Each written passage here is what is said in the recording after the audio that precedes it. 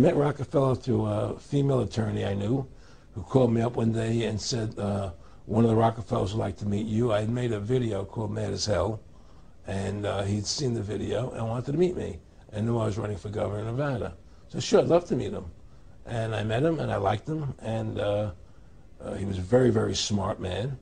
And we used to talk and share ideas and thoughts. And he's the one who told me 11 months before 9/11 ever happened that there was going to be an event.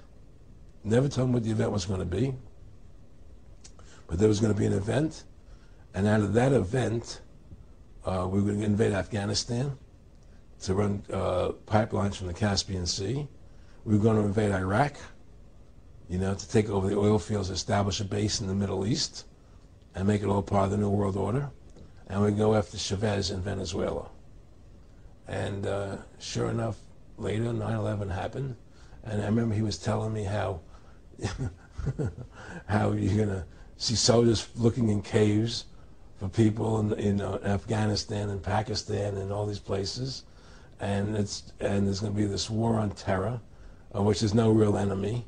And the whole thing is a giant hoax, you know, but it's a way for the government to take over the American people. He told you it was going to be a hoax. Oh, yeah. Oh, yeah. There's no question.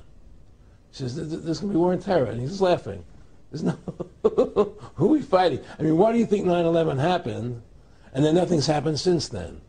Do you think that our security is so great here that these people who pulled off 9/11, who were able to, can't knock down another plane? Come on, it's ridiculous.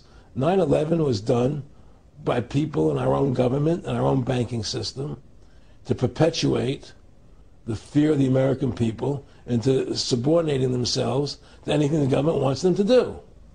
That's what it's about, and to create this war, this endless war on terror. And that's why and that was the first lie. And the next lie was going into Iraq, you know, to get Saddam Hussein out with his weapons of mass destruction. That was the next lie. Now, specifically, this was a little over 6 years ago. This was 11 months before 9/11. Yeah. And Nick Rockefeller, he's a lawyer. He's become your friend over the previous years, and he's saying to you that there's going to be this big event, and then out of that we're going to have a war on terror, and it's just going to go on and on. Right, an endless war on terror without any real enemy. That you can never, so you can never define a winner. And did he say that it's going to be perfect because you can't define an enemy? It just goes on and on. Yeah, because you can't define a winner. There's no one who is on to beat, so it goes on and on forever. And they can do whatever they want. They scare the hell out of the American public. Look, this whole war on terror is a fraud.